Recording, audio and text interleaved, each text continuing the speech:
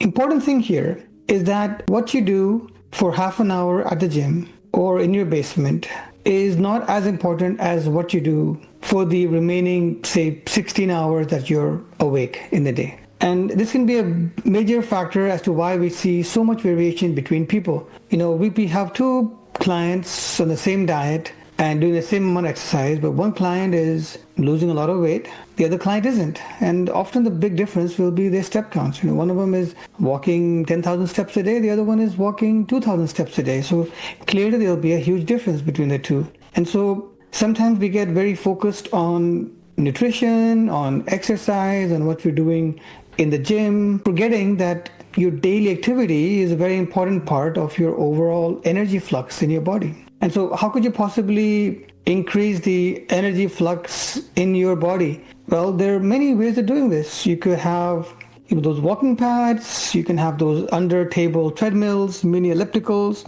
You can change your habits. If you get a phone call, let's say from a parent, and you know that you have to spend at least half an hour on the phone, well, don't lounge on the sofa while you're on the call. Perhaps consider taking a walk, strolling around while you're on the call. Get a set of headphones and take that call on headphones instead. You can also get into the habit of doing what's called exercise snacks. So for example, after each meal, you could go for a 10-minute walk, or you could get on an exercise bike or a treadmill. This was a really interesting study here, which was published in Diabetes Care, randomized controlled crossover study. So it's a really high quality study in which the control and the intervention group, they crossed over as well. So they did each other's course. One group did a single 30-minute walk per day. The other group did 10 minutes walk after each meal.